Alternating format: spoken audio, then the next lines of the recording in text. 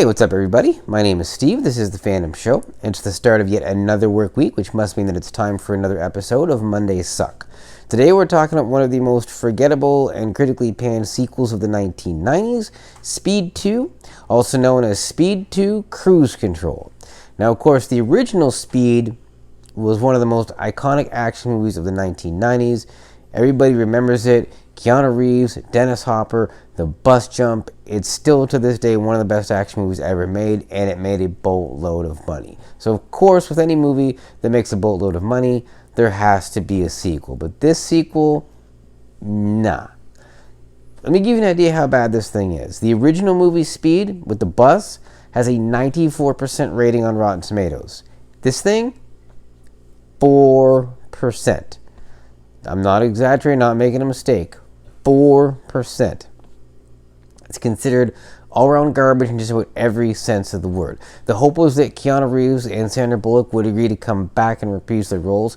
Sandra Bullock did. Keanu Reeves took one look at the script and said, yeah, I'm not doing that, and decided to do other things instead. So they didn't recast his role. Instead, the new lead character we got was a guy played by Jason Patric, who didn't work at all. This is one of the few movies that I've never been able to sit through.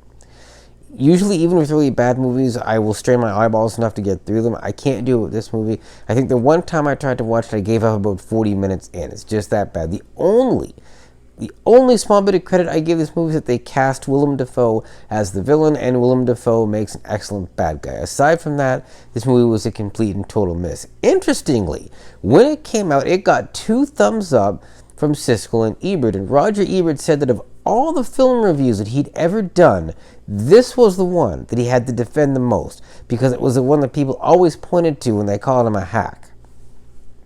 Now, we could do a whole other video on perceptions of Roger Ebert and whether or not he was a good movie critic. I just thought that was an interesting story. Here's another interesting story about the movie. There's a scene in this movie where the boat crashes into a harbor. This is one of the most expensive effects sequences ever put to film. It cost over $20 million, or about 1/4 of the movie's entire budget, just for this one effect. They had one shot to get it right. Fortunately, they got it. But man, to spend that much money on a single effect for this movie that bombed, it stunk. So why did Speed 2 fail? Well, lack of Keanu Reeves, obviously. Also, they set it on a boat. Big boats don't go that fast. I mean, they can move for sure, but not the same way that a plane or a bus or a car or a train or, there's plenty of faster vehicles out there. So you would think if they're going to call it Speed, it's going to be something fast. A boat just misses the mark. Also, the bad guy died at the end of the last movie, so you have to come up with a new character and start this thing all over again. It just didn't work. Both Sandra Bullock and Jason Patric have come out in the years since the movie and said they think it's a pile of crap. It didn't really kill Jan de Bont's career because he rebounded pretty quickly, but again, this movie is all around considered terrible, one of the worst sequels ever made. Likely killed any chance he might ever have of a Speed 3, and hopefully they never try to remake Speed because it is absolutely awesome, and please, please, please leave it alone. But who knows with Hollywood. But anyway, stay far, far away from this. If you want your Speed fix, please watch the original movie. It is a bazillion times better.